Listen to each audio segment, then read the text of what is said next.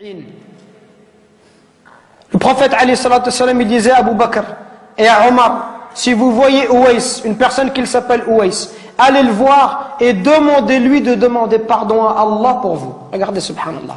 Si vous voyez Ouais, allez le voir et demandez, dites-lui que le prophète alayhi salatu wassalam lui passe le salam. Dites-lui que le prophète lui passe le salam et demandez-lui d'invoquer Allah pour vous, qu'il demande à Allah de vous pardonner. Omar, toute sa vie, il l'a cherché. Wallahi, toute sa vie, Omar ibn Khattab, il a cherché Ouais al-Qarani. Il l'a vu à la fin de son califat, quelques années avant de mourir. Quand il l'a vu, il l'a trouvé. L'histoire, elle est longue. Il lui dit, est-ce que c'est toi, Ouais? Ouais lui dit, non, qu'est-ce que tu me veux? T'es qui? Il dit, moi, je suis Omar ibn Khattab. Il dit, qu'est-ce qu'il y a?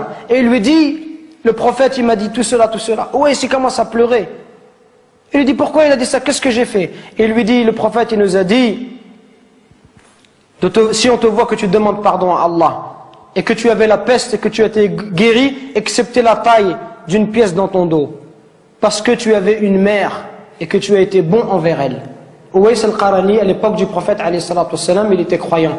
Il n'est pas parti voir le prophète, il ne s'est pas déplacé. Pourquoi? Parce qu'il avait une mère, il ne voulait pas l'abandonner. Il voulait rester avec sa mère, subhanallah.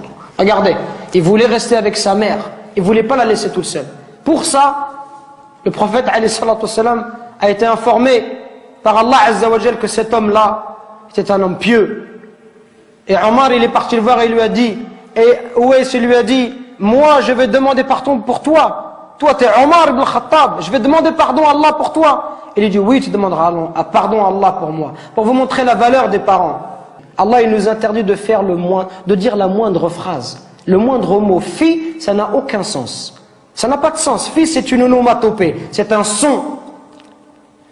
C'est un mot qui est composé de 2 lettres. C'est le mot le plus petit en arabe. C'est pour vous dire que si tu n'as pas le droit de faire à ton père, celui qui fait des phrases entières et qui lui dit tu m'as jamais rien appris, tu m'as jamais rien donné, et qui se plaint, ça c'est encore pire.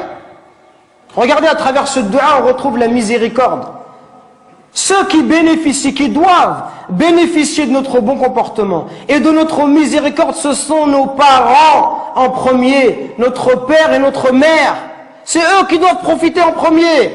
Nous aujourd'hui avec les frères, on est masha'Allah. Un frère te dit viens, emmène-moi en Verse, tout de suite tu l'emmènes en Verse. Emmène-moi à Bruxelles, tu l'emmènes tout de suite. Par contre ton père te dit viens me rendre un service, tu lui dis j'ai pas le temps, ya abi, demain, après-demain. On n'est pas disponible pour nos parents, subhanallah. Regardez ce dua. Oh Allah, fais leur miséricorde comme ils m'ont élevé tout petit, subhanallah. Quand tu auras des enfants, tu vas comprendre, subhanallah. Quand ton fils il pleure la nuit, les parents ils dorment pas. Peuvent pas dormir, subhanallah.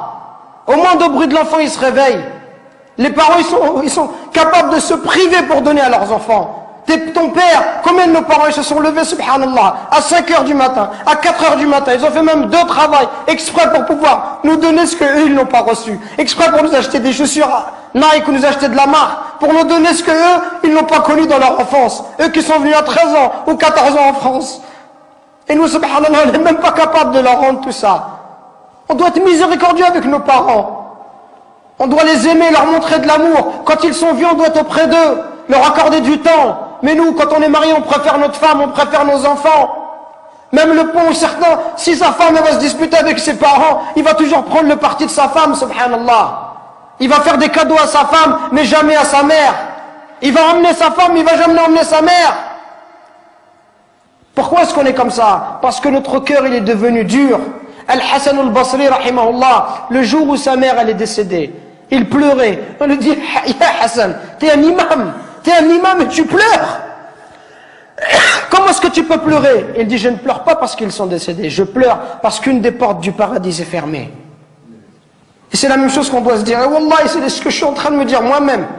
Qu'on parle, conférence après conférence, khutbah après khutbah, et on dit comportez-vous bien, comportez-vous bien. Et wallah, on est insouciant avec nos parents. Jusqu'au jour où nos parents vont mourir, et là on dira subhanallah, j'aurais voulu faire le bien, j'aurais voulu rester auprès d'eux, j'aurais voulu les accompagner, j'aurais voulu les consoler, j'aurais voulu les aider comme ils m'ont aidé, leur donner comme ils m'ont donné, patienter avec eux comme ils ont patienté avec moi. Qu'on se réveille avant qu'il soit trop tard, subhanallah. Qu'on se réveille avant qu'il soit trop tard, avant qu'on ne regrette. Et avant qu'on dise j'aurais aimé faire le bien, j'aurais aimé voyager avec mon père, j'aurais aimé passer du temps avec lui, j'aurais aimé rester juste m'asseoir, boire un verre de thé, parler avec lui, qu'il soit heureux.